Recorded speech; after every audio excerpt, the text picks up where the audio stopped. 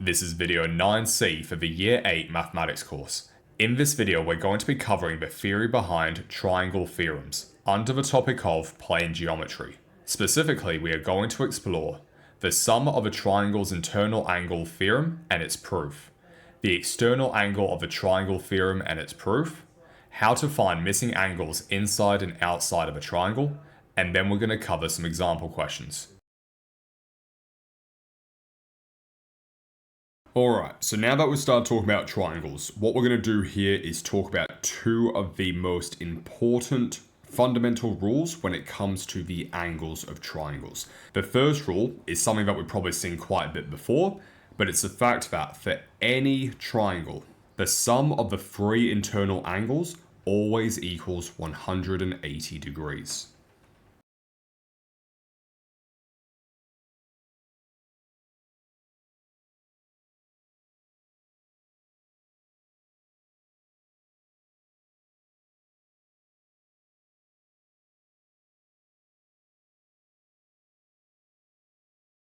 So, visually, what does this mean? If we have this generic triangle here, and if we define this angle here as A degrees, this angle here is B degrees, and this angle here is C degrees, then we automatically know that A plus B plus C must always equal to 180 degrees. So this here is again a rule that we've probably seen quite a few times before, but we're just rehashing it now because this is probably the most important rule when it comes to any triangle, and it's something that we're going to use time after time after time. However, what we're going to do here is we're actually going to take this a little bit further, because right now we are going to actually prove this rule. Because again, this is a rule that you've probably seen quite a few times before, but you've probably asked yourself, well, it's a very nice rule. Why does it work? Why is it that the sum of any triangle's internal angles always equals to 180 degrees? Well, let's go for that proof right now, because as it turns out, it's actually a very, very nice, straightforward proof. So, all we're going to do for this proof here is we're going to draw two parallel lines here and here, and I am now going to draw this triangle. Furthermore, I'm going to define this angle here as A degrees, this angle here as B degrees, and then this angle here as C degrees. And so therefore, because these three angles make up a straight line, we already know that A plus B plus C is equal to 180 degrees. So how does that help us here? Well, if we first of all consider this little thing that we got going on here, well, what we can therefore tell from here is that because this line and this line are parallel, then it means that this angle and this angle are alternate angles. And what do we know about alternate angles? We know that alternate angles are equal. So in other words, this angle here is also A degrees. Furthermore, if I were to draw this line, and this line, once again, because this line and this line are parallel, it means that this angle and this angle are alternate angles. And as we've said before, alternate angles are equal, which therefore means that this angle must be C degrees. So what have we just shown here? We've just shown that if we define these three angles here as A, B, and C, then the three internal angles of this triangle will be A degrees, B degrees, and C degrees, which we, as a very, very first step, just said had a sum of 180 degrees. And that there is the proof. We've just shown that the sum of all three internal angles of any triangle must equal to 180 degrees. How nice is that? So that's our first theorem there. The second theorem is something that you may or may not have seen before, but I'm probably going to lean on the side of probably not. But let's go through this one now.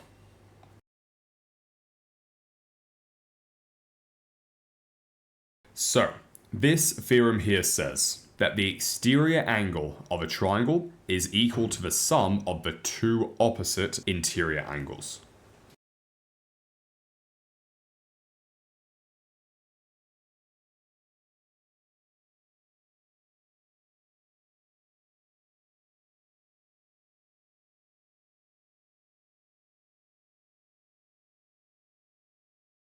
So what does this here actually mean? If we draw this triangle, this very generic triangle, then what we mean first of all by an exterior angle is, let's say for example, I continue this side length here, then we could define this angle here as being the exterior angle. Similarly, if we were to do this line, then we could define this here as an exterior angle or this here as an exterior angle and so on. It just depends on which side length you're talking about. But for now, we'll just keep it generic and say that this is the external angle that we're talking about. So what are we saying here? We are saying that if this angle here was called X, and this angle here is A, this angle here is B, then we are saying that this exterior angle, X, is equal to the sum of the two opposite internal angles. Or in other words, this one and this one. So X is equal to A plus B. So whilst this rule is still very, very important, I would definitely say it's not as important as the first one. Still important rule though, because if you are ever given an exterior angle, we can use this rule immediately to work with it. However, the amount of times that you're working with exterior angles versus interior angles, it's not as much. However, just to be very, very blunt, it's not very often we're working with exterior angles, hence why I said this particular theorem here, probably not going to be using as much as the first one, but the awareness of it and how to use it is still very important. Now, similar to our first theorem, we will go through a very quick proof actually showing why this rule here works. And the first thing I'm going to do in this proof is define this third interior angle as C degrees, because we know from our first theorem that A plus B plus C will be equal to 180 degrees. So that's just the sum of all three internal angles of that triangle.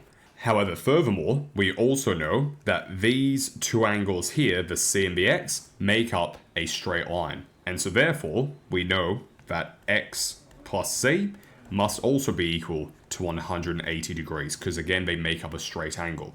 Well, we've just said here that this stuff is equal to 180 degrees, this stuff is equal to 180 degrees, which therefore means that these two things have to have the exact same value. So in other words, A plus B plus C is equal to X plus C, subtracting C from both sides, and what we're then left with is X is equal to A plus B.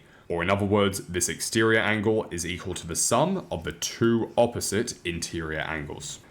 Alright, before we get into some examples, there is one final bit that I need to go through, which isn't necessarily a theorem, but it's still a good bit of information to be aware of when you're attempting questions regarding these two theorems.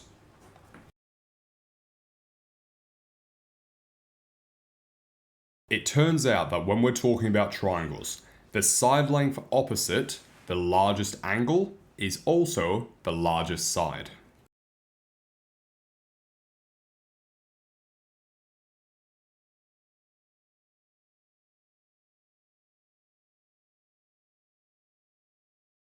Conversely, the side opposite the smallest internal angle has the shortest length.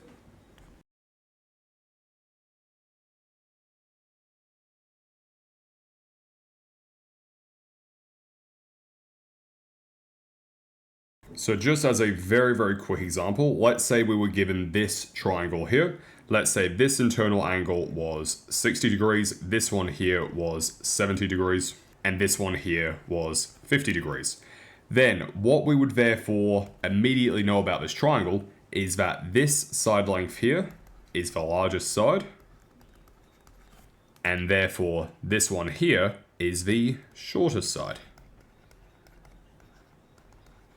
And this is because the largest internal angle is 70, so the side length opposite must be the largest side, and this internal angle of 50 is the smallest angle, so this side length opposite must be the shortest side. Now the reason why I'm bringing this up now is because this here is an automatic assumption that you know moving forwards. Sometimes there will be questions such as, find the angle opposite the shortest side length, or the longest side length, and you need to be able to use these ideas to very easily identify from diagrams which side or which angle will be the largest or which one will be the smallest, and so on. Alrighty, with that being said, let's have a quick look at a few examples of using these theorems. So typically when we're going through questions involving these two theorems, we're given two necessary angles and we're then being asked to use these theorems to find a third unknown angle. So the first example that we're going to consider is this triangle here. This angle is 47 degrees, this angle is 36 degrees, and then this angle here is x degrees.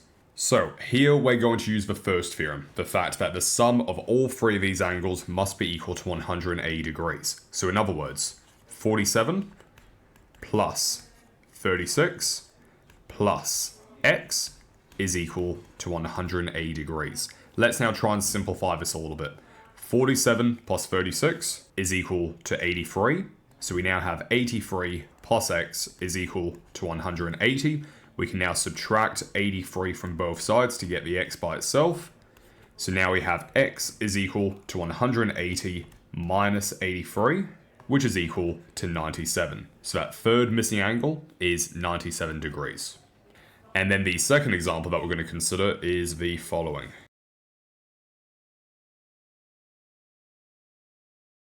So in this particular case, we can clearly see that we're going to be using our second theorem because here we have an external angle. And so therefore, what we know from our second theorem is that this exterior angle, 123 degrees, will be equal to the sum of the two opposite internal angles. So in other words, this angle and this angle. So we now have the equation 123 is equal to x plus 77. And so now, to get the x all by itself, we can subtract 77 from both sides. That cancels with that. So we have x is equal to 123 take 77, which is equal to 46 degrees. So that missing internal angle is equal to 46 degrees. Alrighty, let's summarize what we've learnt today. So in this video, we introduced some important triangle theorems. The internal angles of a triangle theorem states that the sum of any triangle's three internal angles must always equal to 180 degrees. The exterior angle of a triangle theorem states that the exterior angle of a triangle is equal to the sum of the opposite interior angles. We then provided proof for both of these theorems. We then explored how the longest side of a triangle is always opposite the largest interior angle, and how the shortest side of a triangle is always opposite the smallest interior angle. Finally, we applied these theorems to answer some example questions. And that's it for now. See you in the next video.